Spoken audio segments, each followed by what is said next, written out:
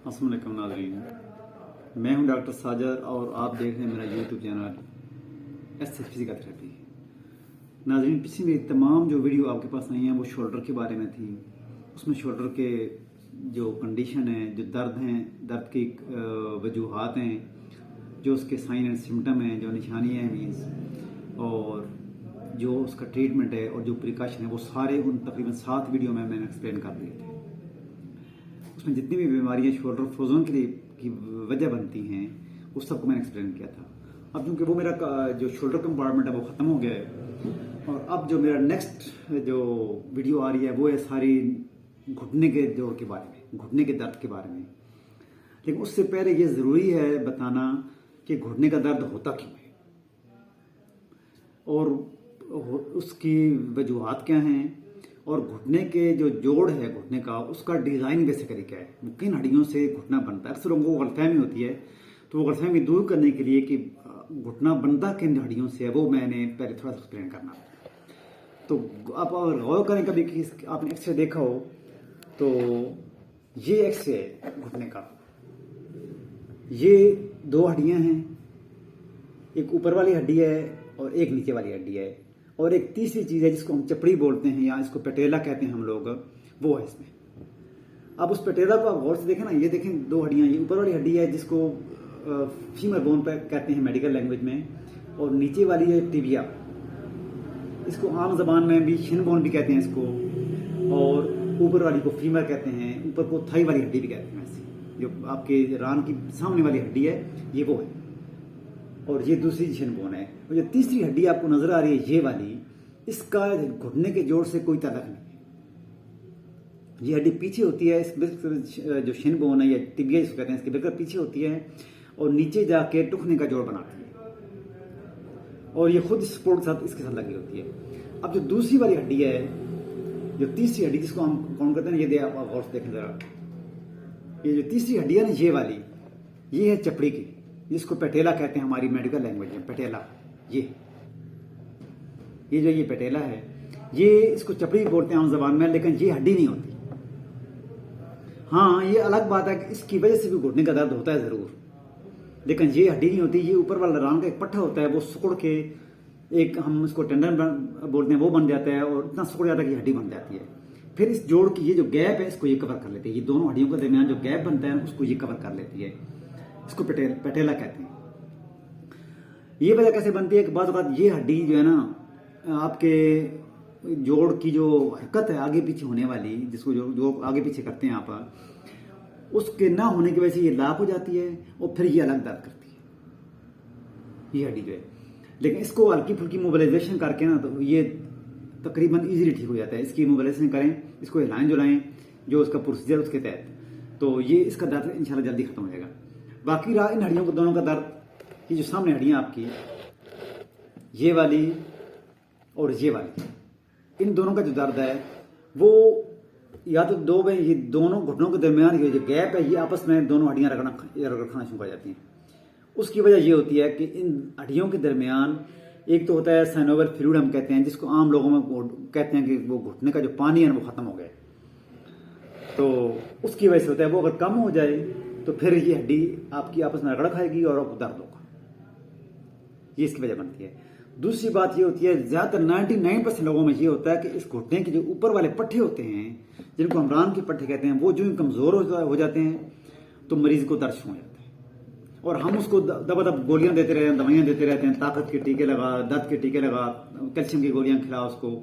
Basically उसको कहानी नहीं होती, कहानी होती है इन पट्टों की, जो मैंने आपको हड्डियां बताई है ना, या रान के पट्टे होते हैं, जो सामने वाले पट्टे आपकी थाई के, जो इस हड्डी जो ऊपर वाली हड्डी होती है इसके साथ लगे होते हैं ना, इस हड्डी के साथ जो पट्टे होते हैं, तो इनकी कमजोरी की वजह से क्वाड्रिसेप्स कहते हैं, क्वाड्रिसेप्स की कमजोरी की वजह से आपके घुटनों में दर्द होने लगते हैं। तो सबसे पहली बात, आप किसी ऑर्थोपेडिक के पास जाते हैं तो वो इन घुटनों को, घुटने के पट्टों को ना आपको कहते हैं मजबूत करें, वो लिख देता है क्वाड्रिसेप्स ड्रिल, क्वाड्रिसेप्स ड्रिल के क्वाड्रिसेप्स एक्सरसाइज करें आप इंशाल्लाह ठीक हो जाएंगे, और साथ कुछ आपको पेन किलर या कोई ऐसी गोलियां दे देता है।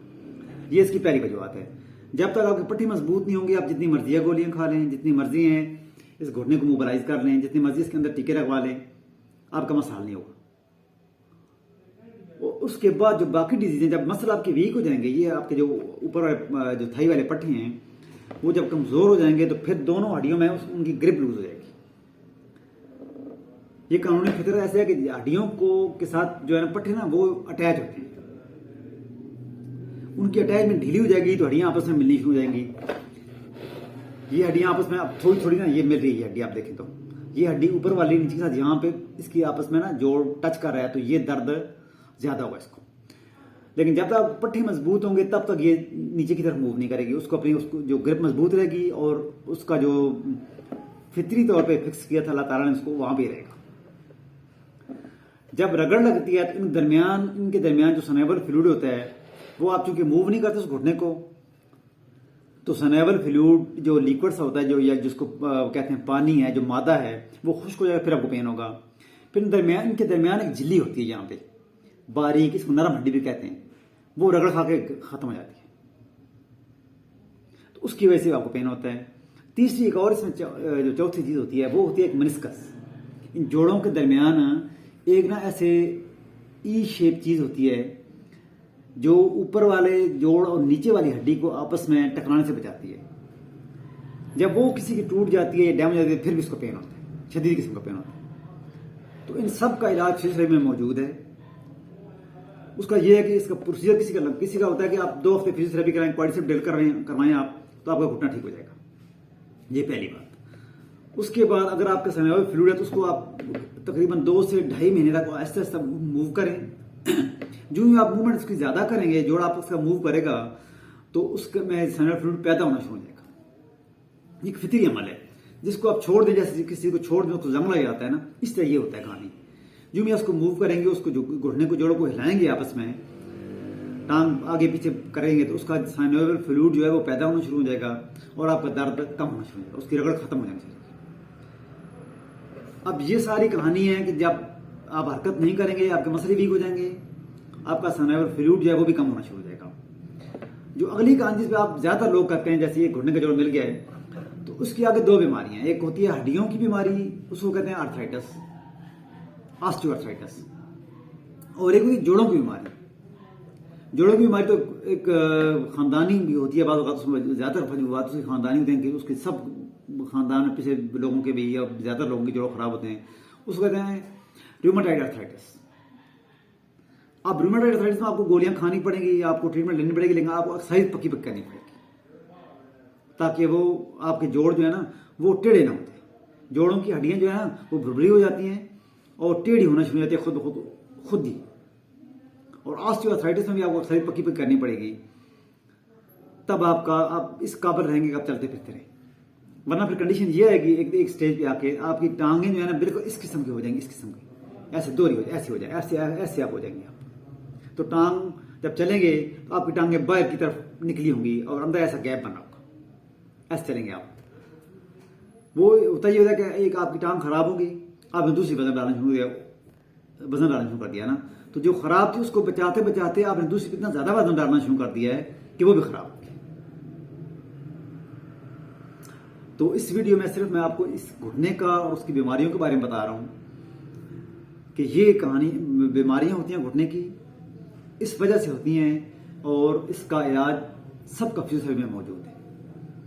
जब भी आपको कहीं घुटने का दर्द होता है या आप किसी घर के फर्द को दर्द होता है या आपके किसी जानने वाले को दर्द होता है तो उसका सबसे पहले आप एक्सरे बेशक करवाएं, लेकिन सब फिजिकल थेरेपी है उसकी एक्सरसाइज जरूर करवाएं। अगर आप एक्सरसाइज नहीं करवाएंगे तो फिर आपके मसल वीक हो जाएंगे। ऑलरेडी मस्कुलर पेन होगा आपको, पहले आपको दर्द जो है वो पट्टों का होगा, फौरन आपको घुटने का दर्द नहीं होता। हाँ, बात बात ऐसे होता है कि बंदा सख्त काम कर रहा होता है या दौड़ रहा होता है या कुछ जंप करता है, जैसे एथलीट करते हैं या रनिंग करते हैं, तो उसमें आपका घुटना ट्विस्ट हो जाता है। उसको आम वर्ड हम तो ट्विस्ट कहते हैं ना, आम लोग उसको मरोड़ा भी कहते हैं और बर्डे में लचकारा एक लफ्ज इस्तेमाल करते हैं, लचकारा।